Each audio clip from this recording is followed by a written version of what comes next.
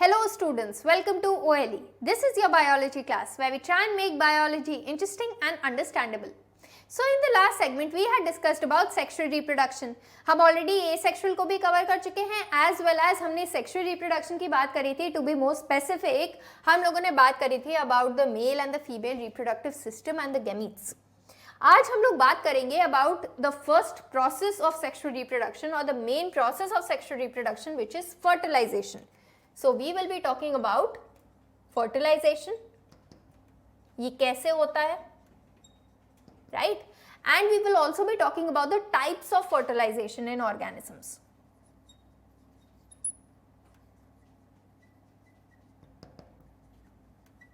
अगर categories में divide करना हो तो types of fertilization can be divided into two categories, external and internal. तो इन दोनों की ही आज हम बात करेंगे, right? So let us begin. तो सबसे पहले if we talk about fertilisation, fertilisation is the first process in the process of sexual reproduction. Fertilisation के थ्रू होता क्या है, दोनों गैमीट्स जो होते हैं ना, male and female gamete, they come together and fuse together, मतलब मिल जाते हैं, एक दूसरे के साथ फ्यूज कर जाते हैं.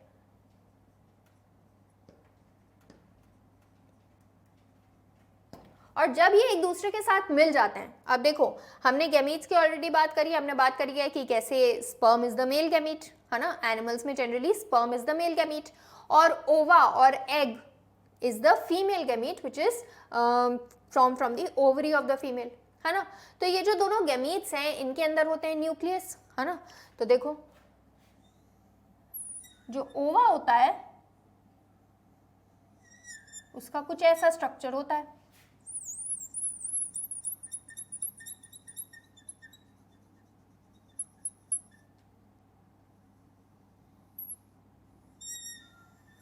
Right. So this here is the ओवा एंड स्पर्म का भी स्ट्रक्चर तुमको पता है. हेड रीजन होता है जिसके अंदर होता है न्यूक्लियस, नेक रीजन होता है जो कि एनर्जी प्रोवाइडिंग ऑर्गेनल्स से कंपोज्ड होता है और अदर उसमें कॉन्स्टिट्यूटेड होते हैं. And then there is a tail region. Tail की मदद से स्पर्म स्विम करता हुआ एग के साइड आता है, राइट, और जाकर एग से फ्यूज हो जाता है. मतलब एग की मेम्ब्रेन्स को एज सच डिग्रेड करता हुआ, डिटीरियोरेट करता हुआ अंदर के साइड घुस जाता है. और इस तरीके से जो स्पर्म का न्यूक्लियस होता है वो एग के अंदर, ओवा के अंदर रिलीज होता है और जाकर एग के न्यूक्लियस के साथ फ्यूज कर जाता है. एज अ रिजल्ट हमें एक बड़ा न्यूक्लियस मिल जाता है. And this single nucleus with the fertilised egg जिसमें ऑलरेडी स्पर्म एंटर कर चुका है, this is known as the zygote. Zygote क्या है? It is the first cell from which every life starts. And this here is the nucleus of the zygote.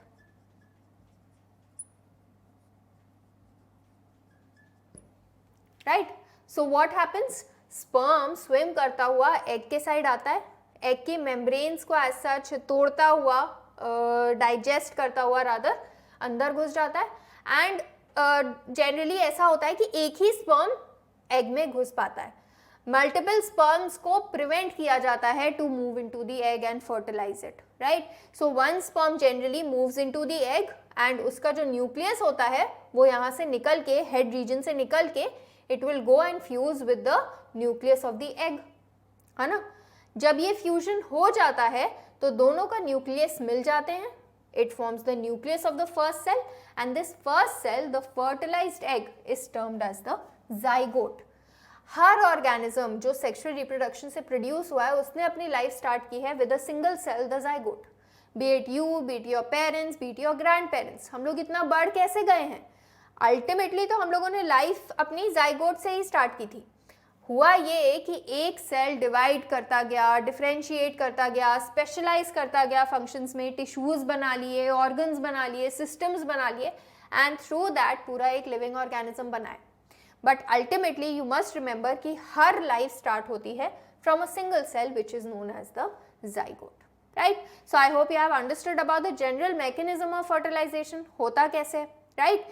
So fusion होगा दोनों के nucleases का, और इसी फ्यूजन की वजह से हमें जो कैरेक्टरिस्टिक्स होते हैं वो सिमिलर होते हैं to the parents, to our mother, to our father, और सिबलिंग्स के बीच में भी कुछ सिमिलैरिटीज होती हैं, राइट? क्योंकि मदर और फादर के स्पर्म और एग न्यूक्लियस ने ही फ्यूज करके जाइगोट का न्यूक्लियस बनाया है, जाइगोट का हेरिडिटरी मटेरियल बनाया है, right? So that is why there are similarities between the parents and their offsprings. अब अगर बात करें about the types of fertilisation, there are two kinds of fertilisation, external and internal.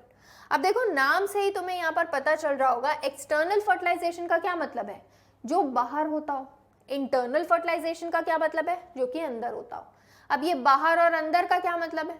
Internal fertilisation is the kind of fertilisation जहां पर fusion जो होता है ना गैमीट्स का, स्पर्म्स और एग्स कहां पर फ्यूज करते हैं? फीमेल के रिप्रोडक्टिव सिस्टम के अंदर फ्यूज करते हैं. अब देखो जब हमने फीमेल के सिस्टम की बात करी थी ना, हमने बात करी थी ना कि कैसे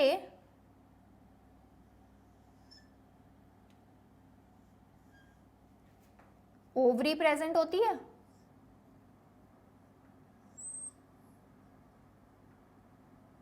और उससे जुड़ा हुआ एक ओविडक्ट प्रेजेंट होता है. तो होता क्या है, फीमेल्स के अंदर यहां से एग निकलता है और वो ट्रैवल करता हुआ इस पॉइंट पे पहुंच जाता है और यहां पर वेट करता है. फिर क्या होता है, मेल का जो स्पर्म होता है वो एंटर करता है इधर से, right? So the sperms they start to enter and they swim through the uterus. Swim करते हुए ये स्पर्म्स रेस लगाते हुए यूट्रस में, राइट, ओविडक्ट में पहुंचते हैं एंड फिर one of the sperms gets to fuse with the egg.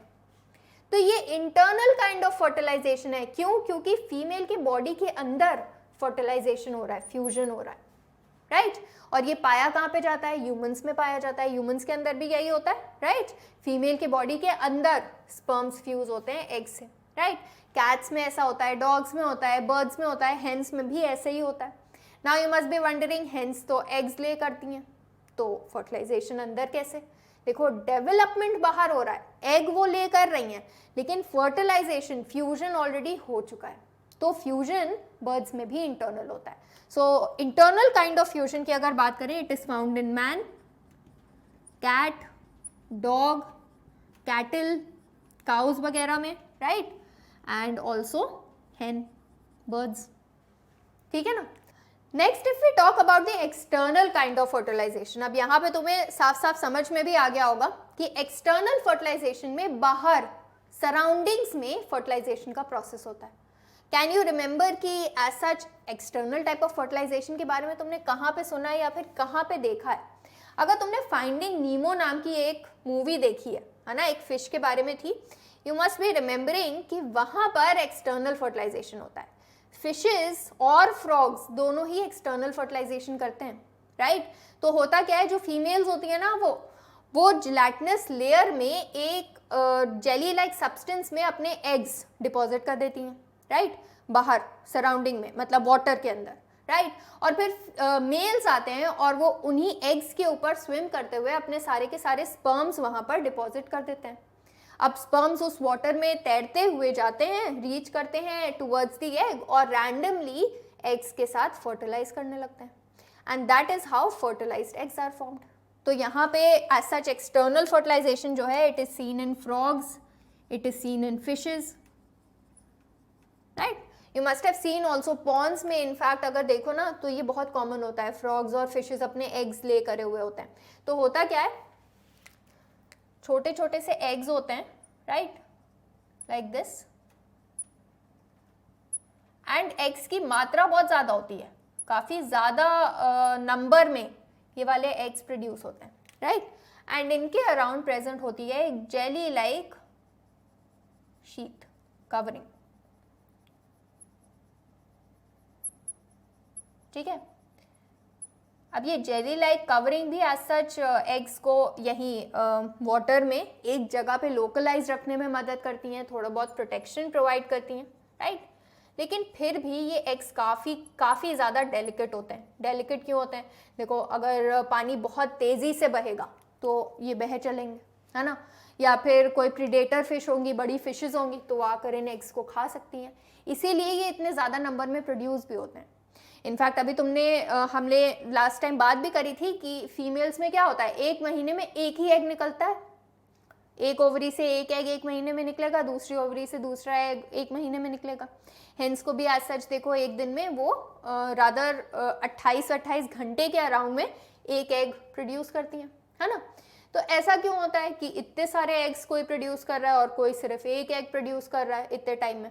That is also because यहाँ पर बहुत रिस्क है, risk of predators, risk of certain environmental situations.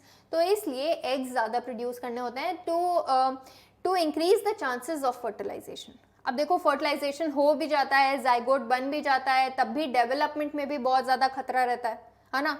जो यंग वंस पैदा होते हैं उनको भी प्रीडेटर्स आके खा लेते हैं अक्सर, तो बहुत ज़्यादा रिस्क इसमें होता है, इसीलिए इतने ज़्यादा एग्स प्रोड्यूस होते हैं।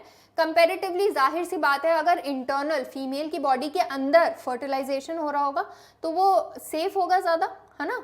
तो इसीलिए यहाँ पर सिर्फ एक एग प्रोड्यूस होता है for a particular period of time.